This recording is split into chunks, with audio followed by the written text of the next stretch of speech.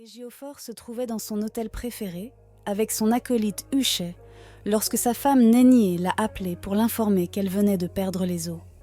Elle souffrait énormément et suppliait son mari de l'emmener à l'hôpital. Mais Égiaophore n'était pas prêt à quitter les bras de sa side-chick. « Tu ne peux pas aller à l'hôpital à pied ?» demande-t-il à Nénié, furieux, en raccrochant l'appel pour s'occuper d'Huchet, qui insistait pour avoir un massage complet du corps avant de partir. Nénié n'a pas eu d'autre choix que de marcher jusqu'à l'hôpital, qui se trouve à 30 minutes de là. À chaque pas qu'elle faisait, Nénié souhaitait mourir. Nénié souhaitait mettre fin à sa vie, car la douleur était trop forte pour elle. Arrivée à l'hôpital, elle s'est presque effondrée à l'entrée, tandis que les infirmières la conduisaient d'urgence au service des urgences, l'emmenaient d'urgence au service des urgences. Les médecins, après l'avoir examinée en profondeur, décident d'opérer Nénié en urgence, car les battements de cœur de son bébé avaient considérablement diminué. Nénié avait déjà été opérée lorsque son mari est arrivé à l'hôpital. « Où est ma femme ?» demande Égiaophore aux infirmières, qui l'informent qu'elle est en train de se faire opérer. Cette révélation a mis Égiaophore en colère et il a commencé à insulter sa femme, la traitant de paresseuse, la traitant de femme paresseuse. « Ce ne sont pas ses copines qui font des bébés ?» demanda-t-il avec colère, tandis que les infirmières le regardaient toutes avec dégoût. « Quel genre d'homme inutile est-ce là ?» se disent-elles entre elles, en se demandant comment une femme aussi belle et calme que Nénié a pu se retrouver avec un tel homme. Elles ont regardé Égiaophore continuer à rabaisser sa femme, la traitant de paresseuse pour avoir décidé de subir une intervention chirurgicale pour donner naissance à leur bébé. Il a révélé que les femmes qui optent pour la chirurgie au lieu de l'accouchement naturel étaient faibles et veules, et ne méritaient pas d'être célébrées.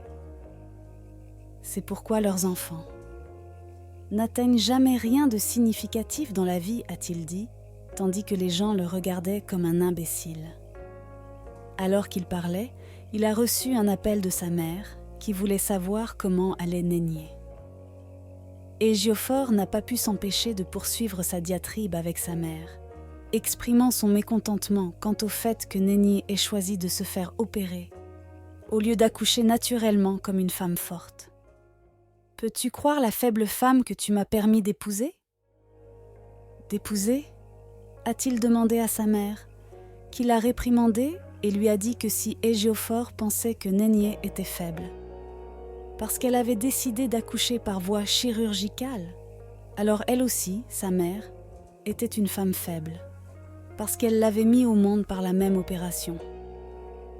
Égiaophore n'en croyait pas ses oreilles. Il est resté là, confus et sans voix, tandis que les mots de sa mère lui parvenaient. De sa mère. Il n'avait jamais imaginé que la femme qu'il vénérait et idolâtrait avait vécu la même expérience que sa femme. Avait vécu la même expérience que sa femme. Son arrogance et son ignorance avaient été mises à nu. Pour le monde entier, et pour la première fois, Égiaophore se sentait si stupide à ses propres yeux. Alors qu'il reste bouche bée, le médecin sort de la salle d'opération et révèle que sa femme vient de donner naissance à un petit garçon plein d'entrain. Égiaophore n'a pas pu retenir sa joie. Il a demandé comment allait son fils, et le médecin lui a assuré que son fils allait bien. Égiaophore ne s'est pas soucié de sa femme, puisqu'il n'a même pas pris la peine de lui demander comment elle allait. Comment un homme peut-il être aussi égoïste ?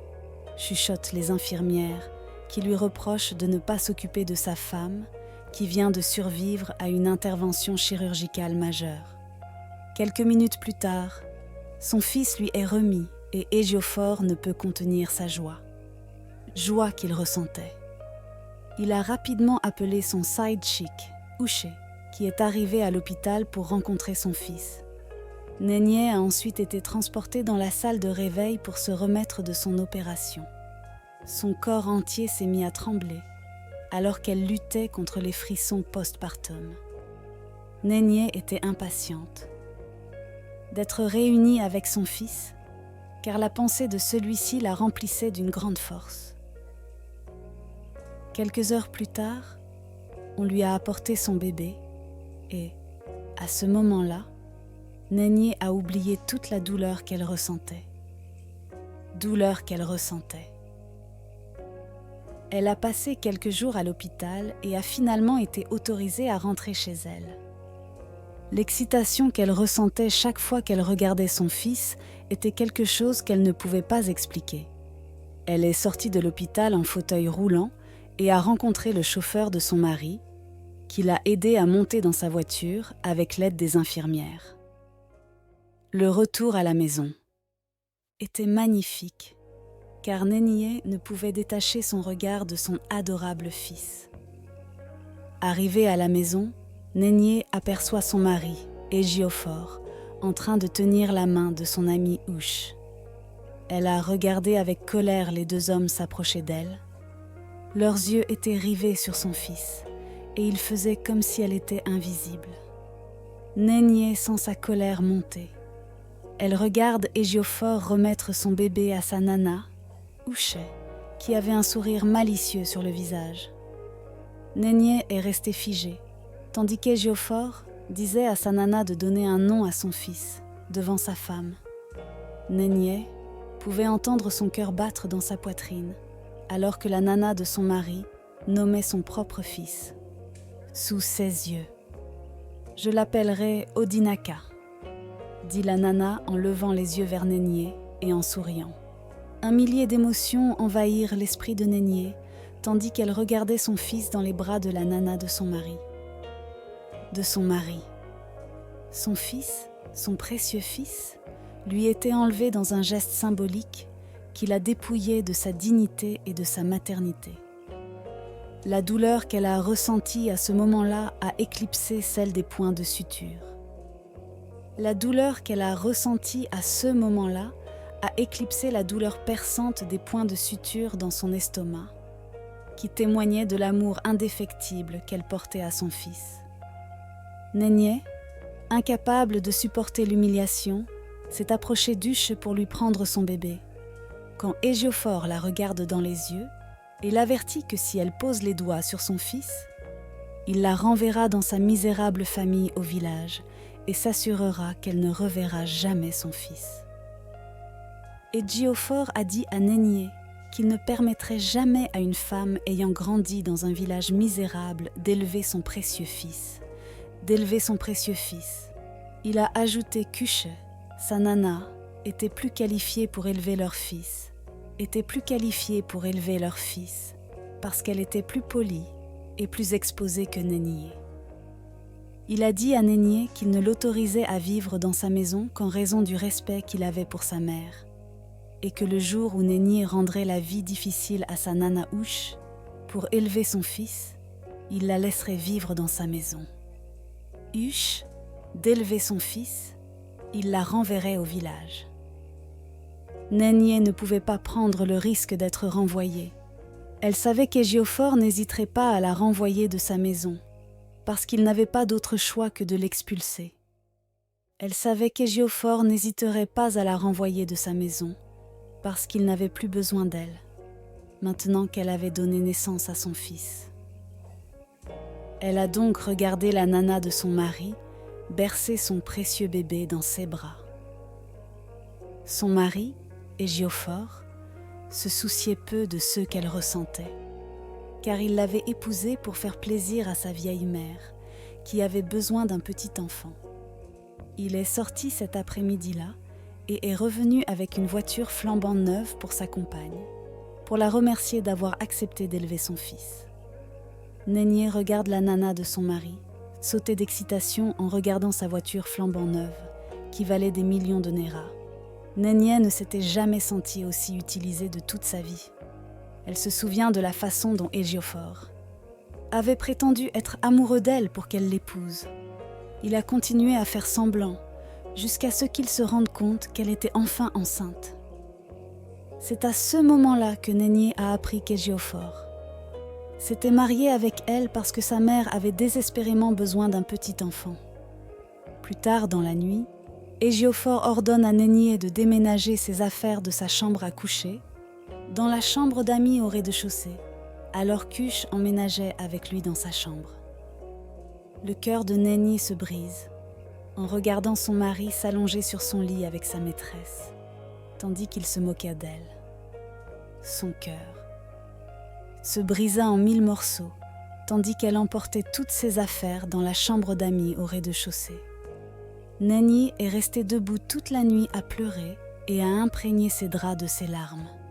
Son mari était entre les mains d'une femme qui non seulement était venue briser son foyer, mais avait également réussi à lui enlever son fils.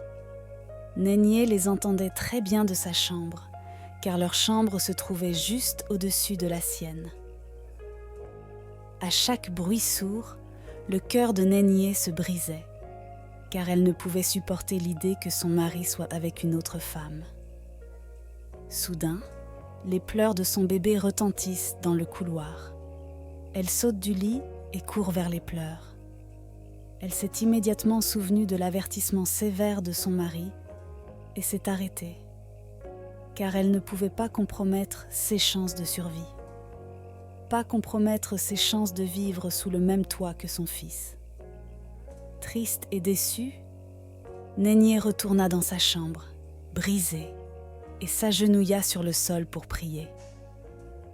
Son cœur était si lourd et elle ne savait pas quoi faire d'autre que de prier. « Père, aide-moi s'il te plaît », s'écrie-t-elle à haute voix, en déversant son cœur sur le Seigneur, demandant une issue. Elle a supplié le Seigneur de la réunir avec son fils, qu'il lui avait enlevé de force. Elle a également demandé un ami qui la réconforterait dans des moments comme celui-ci, alors qu'elle était allongée sur le sol, vaincue. Au matin, Nénié se réveille et se rend compte qu'elle a dormi par terre toute la nuit. Elle se dirigea vers la cuisine.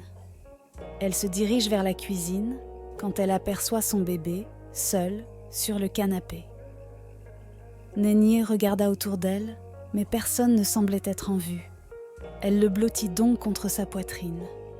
Elle a remercié Dieu d'avoir répondu à sa prière.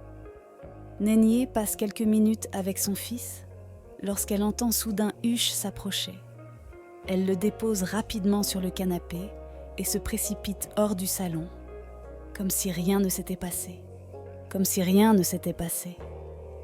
Nénié ne peut contenir sa joie, car les quelques minutes qu'elle a passées avec son fils lui semblent avoir duré toute une vie.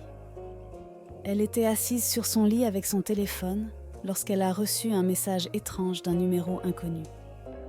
Le texte disait « J'ai fait un rêve la nuit dernière, dans lequel on m'a montré votre numéro et on m'a demandé de vous contacter. Numéro et qu'on me demandait de te contacter. Je suis Nkechi, puis-je faire votre connaissance ?» Nénié était très excitée, car elle voyait ses prières être exaucées l'une après l'autre. Elle a répondu rapidement au texte et a passé des heures à discuter avec sa nouvelle amie, Nkechi, qui semblait vivre dans un autre état. Nkechi était une très bonne amie, qui tenait compagnie à Nénié et était toujours prête à écouter ses coups de gueule. Nénié était toujours prête à l'écouter. Elles partagent leurs expériences et bientôt, Nénié retrouve le bonheur. Pendant des jours, Nénié a cherché des occasions de prendre son fils dans ses bras. Il lui manquait tellement et se sentait si mal qu'elle décida d'envoyer un message à Nkechi pour lui demander ce qu'elle pouvait faire. Nkechi lui a conseillé d'implorer Ush de lui permettre de porter son fils pendant quelques minutes. Nénié, suivant le conseil de son ami, s'est approché d'Ush et l'a supplié de lui permettre de porter son fils pendant quelques minutes. Nénié, suivant le conseil de son ami, s'approcha d'Ush et la supplia de lui permettre de porter son fils pendant quelques minutes, mais Ushé refusa, disant qu'elle ne pouvait pas risquer qu'Odinaka grandisse comme la mère de son village. Elle dit à Nénié que son rôle dans la vie de l'enfant est de veiller à ce qu'il grandisse dans les règles de l'art, dépourvu de tout trait local que sa mère pourrait avoir. Nénié sent son cœur sombrer. Elle n'arrivait pas à croire que la maîtresse de son mari l'empêchait de porter son propre enfant. Une femme qui n'avait jamais été enceinte de toute sa vie et qui ne savait pas ce que cela signifiait. De sa vie, ou qui ne savait pas ce que cela signifiait de porter un enfant pendant 9 mois et de le mettre au monde par la suite. Nénié, sous le regard de son bébé, se mit à pleurer. Il a reconnu sa voix et pleura, espérant qu'elle le porterait. Ses pleurs brisent la partie la plus profonde de son cœur, alors qu'elle lui chante sa chanson spéciale. Une chanson qu'elle a formulée lorsqu'il était encore dans son ventre, et Ouche en a été émue. Elle accepte que Nénié porte son fils pendant quelques minutes. Cependant, cela ne pouvait se faire qu'après que Nénié ait nettoyé la maison. Que si Nénié avait nettoyé toute la maison et préparé de la nourriture pour elle. Nénié a sauté sur l'occasion, car elle était prête à faire n'importe quoi pour tenir à nouveau son fils dans ses bras. Elle nettoie toute la maison et prépare même à manger pour Ouche. Cependant, lorsqu'elle a terminé, son mari Égiaufort est revenu. Nénié se retire dans sa chambre, triste, car elle reçoit un message de son ami qui lui demandait comment elle allait. Nénié raconte tout ce qui s'est passé à son ami, qui la réconforte, et lui a assuré qu'un jour, elle tiendrait son fils dans ses bras pour toujours. Ces paroles ont réconforté Nénié, qui s'est endormie en pensant au jour où cela deviendrait enfin une réalité. Le lendemain matin, Nénié est sortie de sa chambre et s'est rendu compte que son fils était tout seul dans le salon. Salon. Huche semble être monté à l'étage et l'a laissé endormi sur la chaise. Nénié le prit rapidement dans ses bras et le serra contre sa poitrine. Des larmes coulent de ses yeux, car son fils lui manque tellement. « Ne t'inquiète pas, un jour, nous serons ensemble pour toujours », lui dit-elle en le berçant pour qu'il s'endorme. Nénié était tellement absorbée par ce moment qu'elle ne remarqua pas qu'Égiaufort venait de revenir. « Qu'est-ce qui se passe ici ?» demande Égiaufort avec colère, en éloignant son fils d'elle. Son fils. « Comment peux-tu toucher mon fils avec tes mains sales ?» dit-il à Nénié, en lui donnant une sale gifle sur le visage et en lui ordonnant de sortir de chez lui. Nénié est tombé à terre et a commencé à supplier Égiaufort, qui n'a pas écouté ses cris. Il l'a poussé hors de chez lui et l'a averti de ne jamais revenir. Nénié est restée dehors pendant des heures, implorant son mari qui refusait de la laisser entrer dans la maison. Dans la maison. Voyant qu'il se faisait tard, Nénié décida de retourner au village, car elle ne connaissait personne d'autre en ville. Elle arrive au village et décide de rendre visite à la mère d'Égiaufort le lendemain matin. La mère d'Égiaufort l'aimait beaucoup et n'arrivait pas à croire tout ce qu'elle avait subi de la part de son fils. Elle s'est excusée auprès de Nénié et a promis de ramener son fils à la raison. Nénié est rentrée chez son père brisé. Pendant des jours, elle n'a pu ni manger ni dormir et elle était désespérée. Elle avait le cœur brisé par la perte de son fils, car elle ressentait un vide que rien sur terre ne pouvait combler.